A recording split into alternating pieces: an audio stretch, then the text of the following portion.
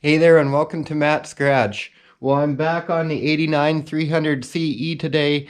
This is a car I've spent a whole lot of time and money on and I haven't got too far, to be honest. The car has beaten me, but I am going to persevere in the end here because I'm pulling this 3-liter inline 6 out and I'm gonna stick that in there, which is it's a high performance 302 Ford small block V8, and it's going to be backed up with AOD transmission.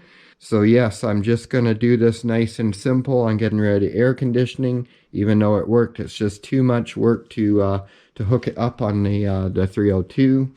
I'm going to not worry about hooking up cruise control, and I'm hoping to do very little wiring. I'm going to leave the factory coil in place.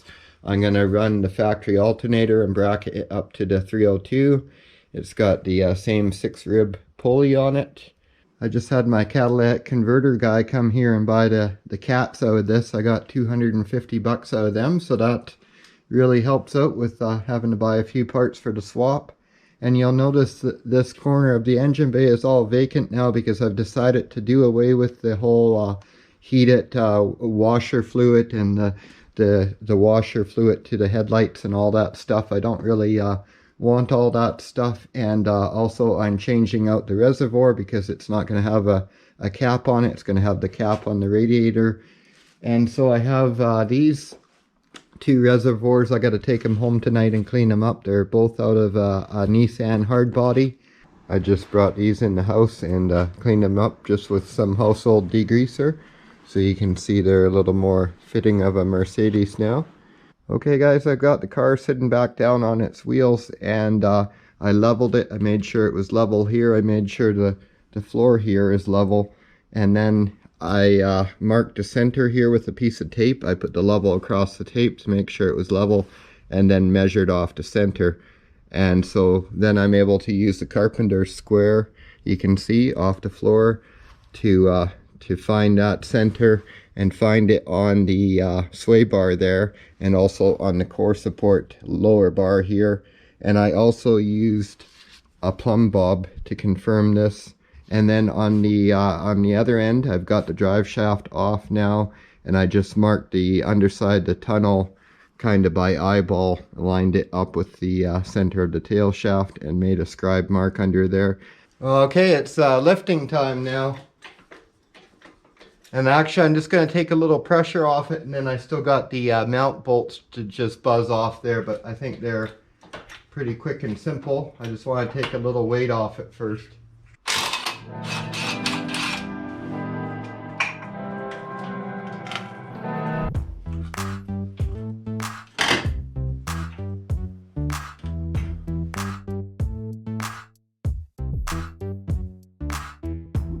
Okay guys, here's the vacant engine bay. I'm just getting ready to clean up all the grease and stuff and get everything prepped for the new engine to go in. You can see I've labeled wires and hoses and stuff as I've gone, just to simplify assembly. Okay, well, it's actually been a day and a half since I took a clip or anything. You can see I cleaned up the engine bay, and I actually cleaned up the whole underside of the car because it was just coated in grease from all the previous oil leaks. So this drive shaft, I'm going to be retaining it. I'm going to show you what I'm going to do in a minute here. Going to be getting rid of the rubber coupler up here. I'll be retaining the one at the differential. Here is the drive shaft situation. This is the right slip yoke to fit in my AOD transmission. This part of this shaft, the step down area at the end here, is 3 1/4, and then that Mercedes shaft is 2 3/4. This shaft here is 2 3/4 here and 3 1/4 here. This is actually from like a 1966 Dodge of some sort. But either way, I'm going to cut this piece out of this shaft and use it as an adapter to adapt the shaft size there to this shaft size, so that I can have this slip yoke on the end. So I'm going to put a new rear main seal on the engine. That one was weeping a little. I got some Hedman header gaskets, and got this nice Elbrock carburetor, brand new in box. I actually bought it used off of somebody, but it's never been installed. So here are all the leftover Mercedes parts, and I have a gentleman who's going to come pick them all up for one lump sum price. And this is the original fuel system with the two Bosch pumps and the filter and accumulator, and I actually just replaced the pumps and filters in an effort to get it running. You can see I've sliced off the 1/2 inch feed line, and I've also sliced off the 5/16 pressure line going to the front of the car. So I'll just show you underneath the car what that looks like now. So right here you can see the 1/2 inch feed line coming from the tank, and I was able to get a barb fitting to connect that directly to the 5/16 pressure hose going to the front of the car. Well, it's a hose here, and then it changes to metal there, runs across and all the way up to the front of the car. And then I just zip tied it up to the e-brake cable bracket here, and then that plastic cover goes back over here, so it'll all be protected from debris. So now that I have the fuel line connected back there, this is the pressure hose up here, and I can just hook that straight to my diaphragm fuel pump, and it will now draw fuel from the fuel tank. Okay, well here we are, pretty well ready to go in here.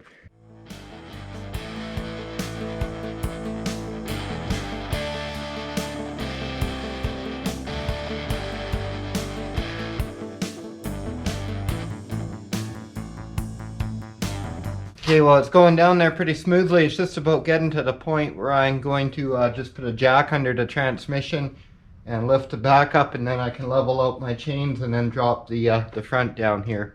Okay, well ta-da! The engine is in there, and it didn't go quite as smooth as I expected. I had to slice this part of the cross member out of the center, and don't worry, I'm gonna add the support back. I'm not gonna just leave it cut like that. One other surprise was the little bolt, little ear on the bell housing of the transmission. It's actually for the original shift cable to bolt to.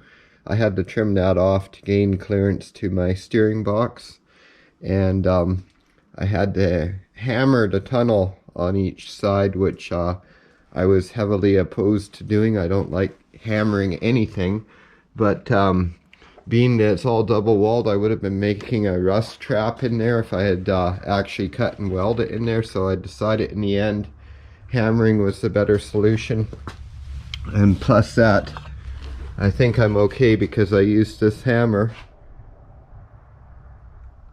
I thought it was fitting, and it actually is the correct hammer for that. So it actually it turned out pretty smoothly as a result. The real issue you may be able to see here is this idler arm and the steering linkage. It's contacting the starter where the starter comes out there, because the starter goes over on that side on the Mercedes. So I was a little worried about this.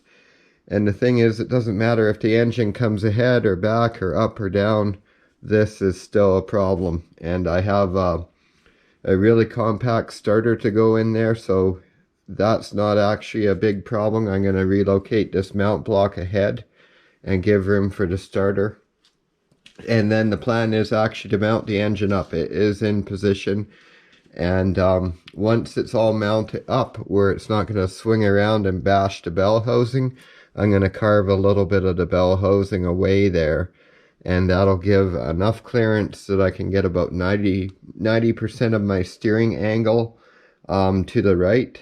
So the right turns will be limited just a little bit. And I mean, this car turns really sharp to start with. These are the manifolds I'll be using.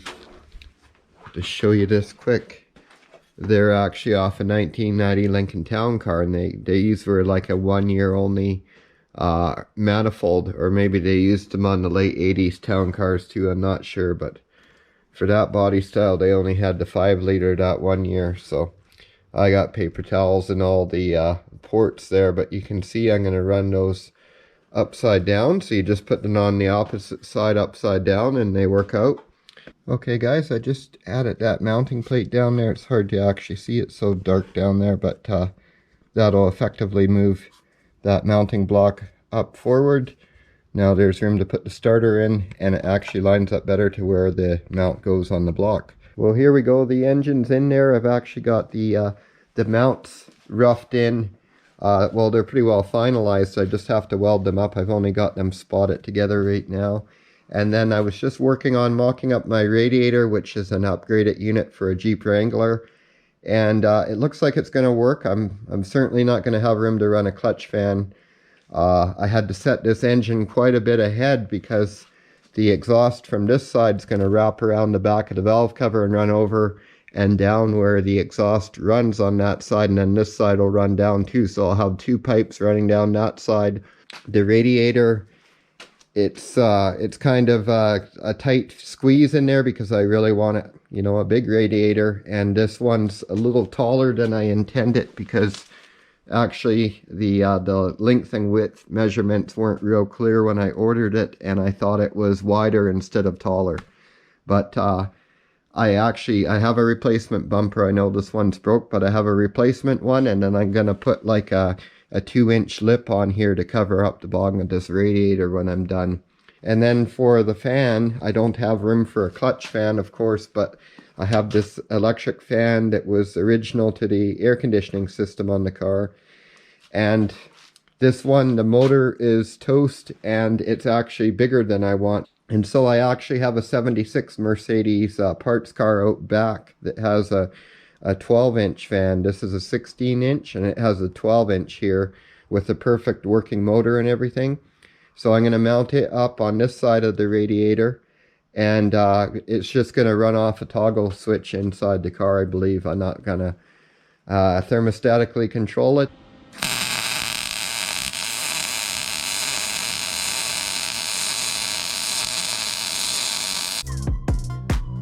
Okay, well, the powertrain is sitting on its own mounts now. So both the engine mounts and the transmission cross member is all completed.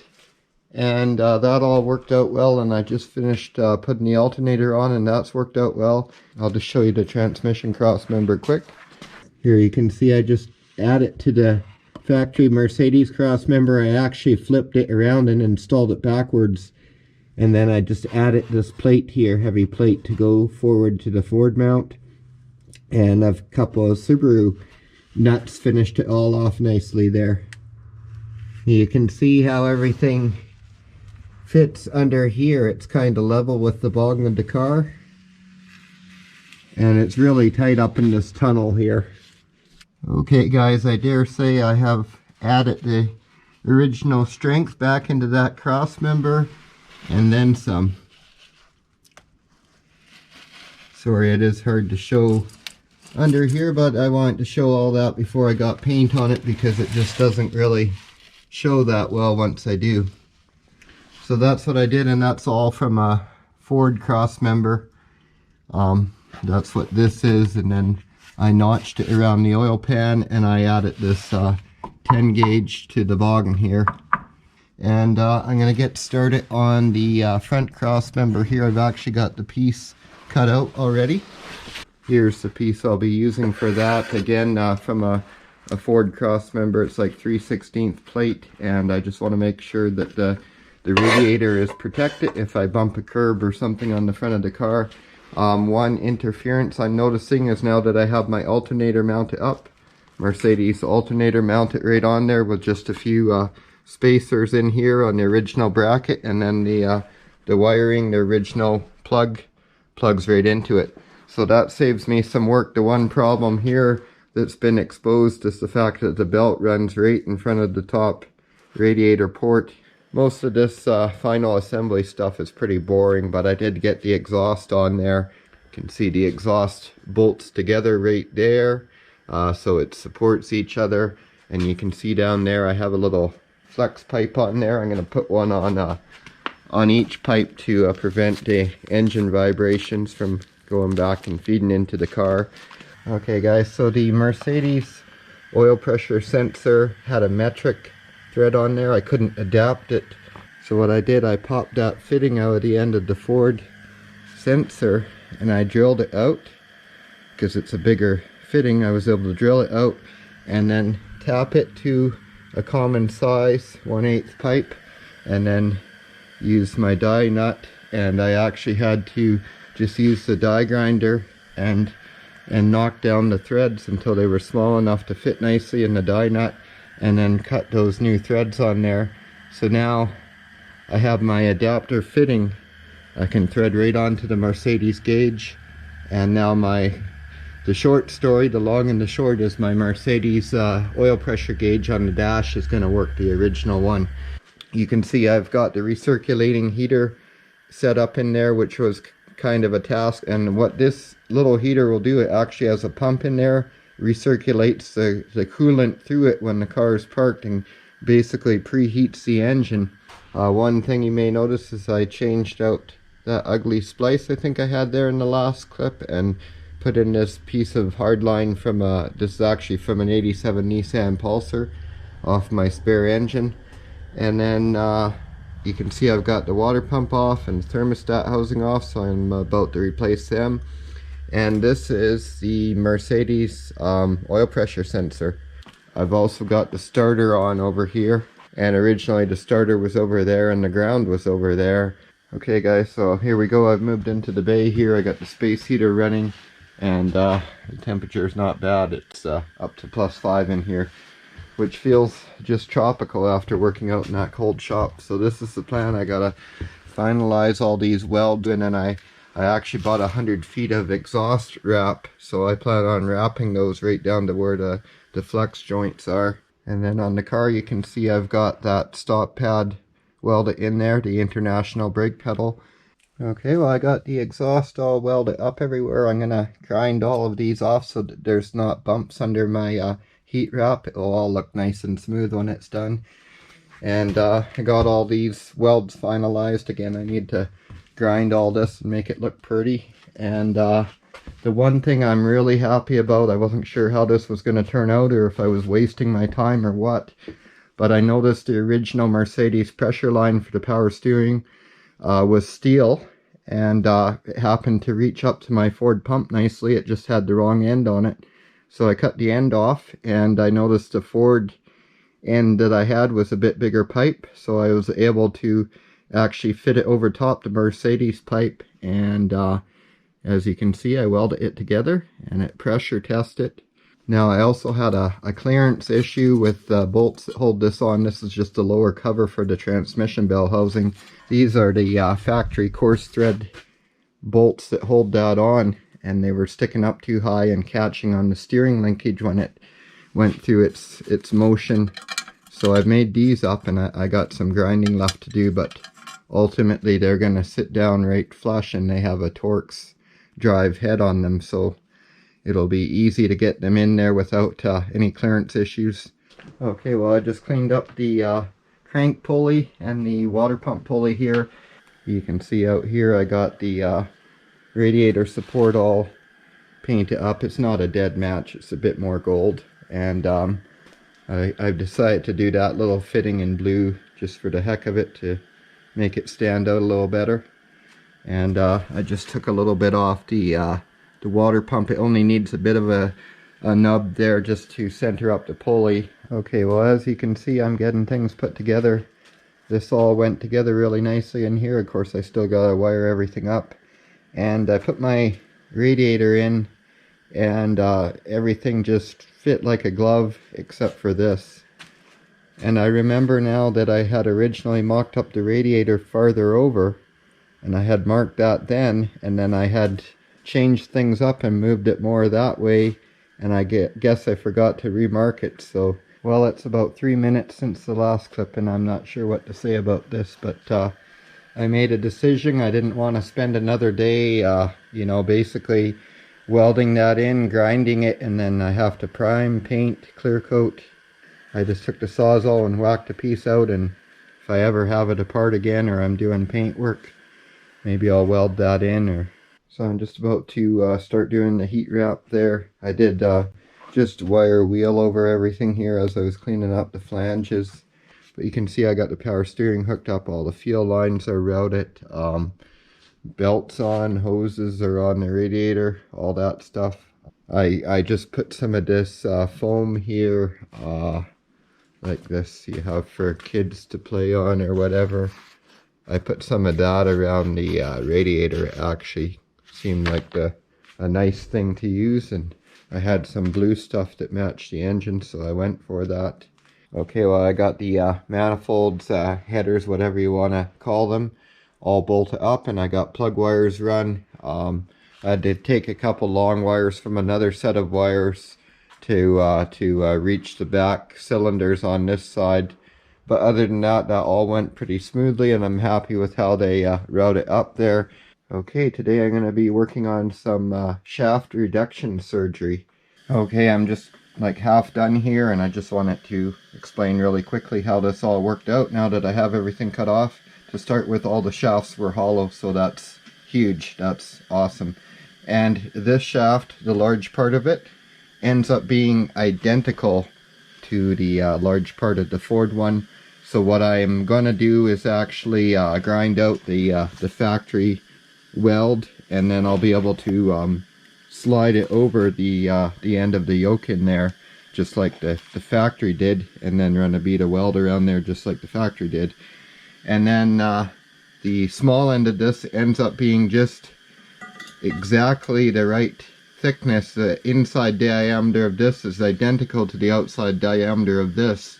Just working on the TV cable, which is like the throttle position going to the transmission.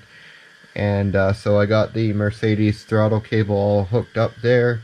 Another thing of interest is inside the car, you can see that gas pedal. If you know anything, these Mercedes originally have a hinged gas pedal that hinges off of the floor, which to me seems kind of weird, and I don't find it very nice to use. So I installed that gas pedals from a PT Cruiser, but I actually just welded the pedal and the part of the arm to the Mercedes arm so I could utilize the factory mounting, and then it hooks to the factory throttle cable, which is adjustable on each end and everything.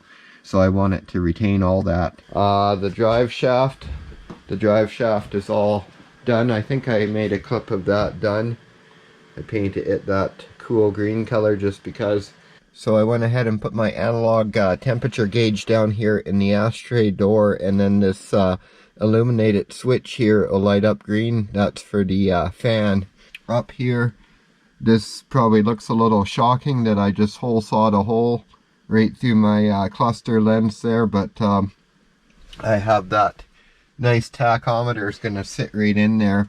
Okay guys, well, I just cleared a big hurdle here. I got the factory shifter working with the ALD transmission, and what I did is I extended it and reshaped the shifter linkage so it would reach the ALD, and then the shift points, the detent points on the shifter are actually just what's in the plastic here. That's what guides this shifter. If you actually are careful and guide it through those channels without touching the plastic, you can't feel any other resistance on the shifter, which is great because so this shifter is from a PT Cruiser, and it has detents in it. Even if I hold down the button, that orange thing back there slips into each one of the detents, and so that pattern may not match transmission to transmission. In fact, most of the time it will not, because there's different spaces between the gears. And so that's why I was happy that the Mercedes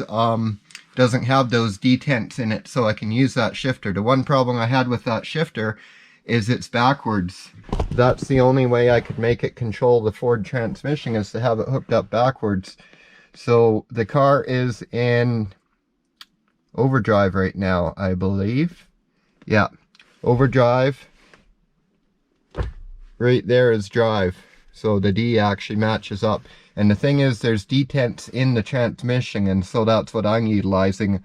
So it makes it a little trickier to shift, because you have to be really careful with the shifter and feel the detents in the transmission. But since the shifter's not pulling against it, it'll stay wherever it locks into a gear, if you know what I mean. Okay, well, since I'm in a bit of a filming mood and I've already been under the car about 100 times today, no exaggeration, I'm just going to slide under the car with the camera and the light and kind of show you the bottom of the car and what's going on. Okay, so there is my radiator, and hangs pretty low, but you can see fastens up to the factory mounts there. I made this center brace that goes back to the cross member. This is my transmission throttle position cable I'm working on installing, but I had to install that shifter linkage first to make sure that was going to work. So here's the shifter linkage, and it does hang down quite a bit. That's just the nature of it, to get the right angles, because this shifter arm goes almost straight forward, so I need to have the arm down quite a bit back here to get the force going the right direction, if you know what I mean. So you can see right there, fastens to the factory shifter there.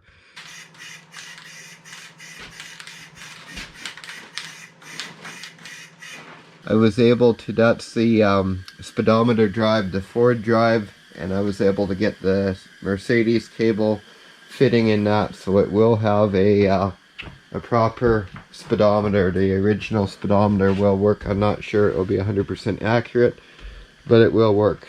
And then in here you can see I've got the tachometer mounted. I know it's kind of dark in here. I just don't have time to backlight everything. And for you GM fans, I actually ended up using 7mm GM screws to go in there and mount that, because that was the only way I could get in there and tighten them, because I have a 7mm wrench, so that worked.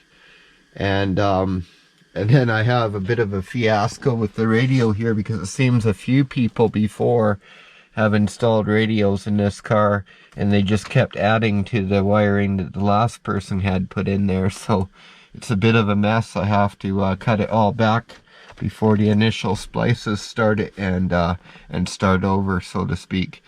Well, here we are, guys, with another update. It's cold out there, so I still got the heater roaring away in the corner there, but I am making progress. It's just down to these final details, and if you've done a project like this, you know that those are kind of the things that take the time, and a lot of it's just looking for the perfect little part or the right fastener or something. But I did pretty well finish up the wiring, and I got to put my gas pedal limit stop in today, but I've got that suspension bushing that's going to fit right in the little socket where the switch for the kickdown was.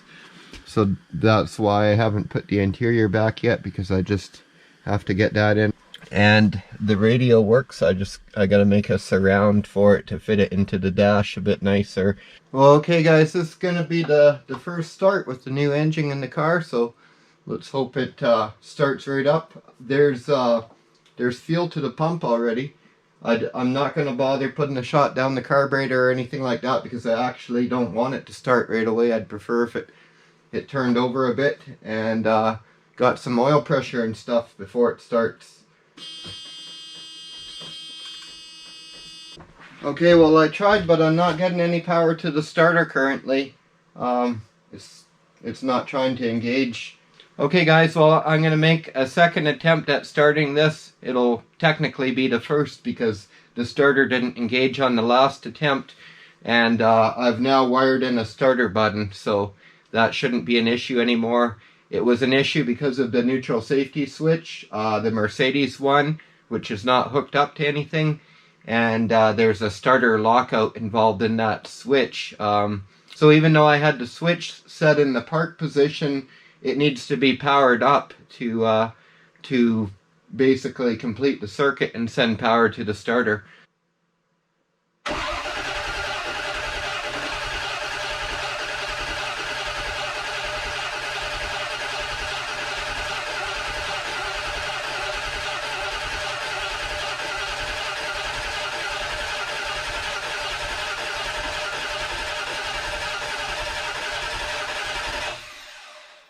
Okay, it does turn over, and I believe we've got feel to it here. I can smell feel.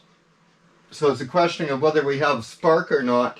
Okay, guys, I did not have any spark. And what I believe is a problem, something I was worried about to start with, is I just used a positive coil wire to power my MSD, which you're supposed to be able to do, but I think with this car's complex computers and all the stuff I have disconnected, it may have cut power to that wire as a safety.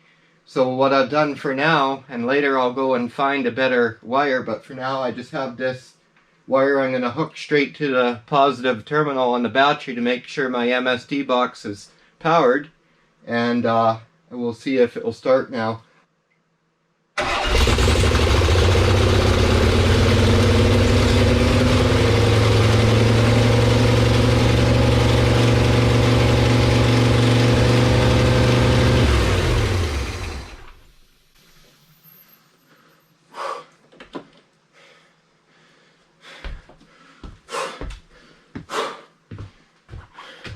It runs, guys. It friggin' runs. But it was revving, really revving on me. I don't have the throttle adjusted proper. My tachometer is working, and she was up around 2,500, 3,000 there. So that's why I shut it down, and because I have the ignition powered through straight to the battery, that's why I had to run around and pull the cables off. Okay, we can sort out the rest. We got a runner here. This is going to conclude this episode of Matt's Garage here. And I'll have everything sorted out, and we'll take it out for a drive in the next video. So make sure you tune back in for that one. Make sure you're subscribed.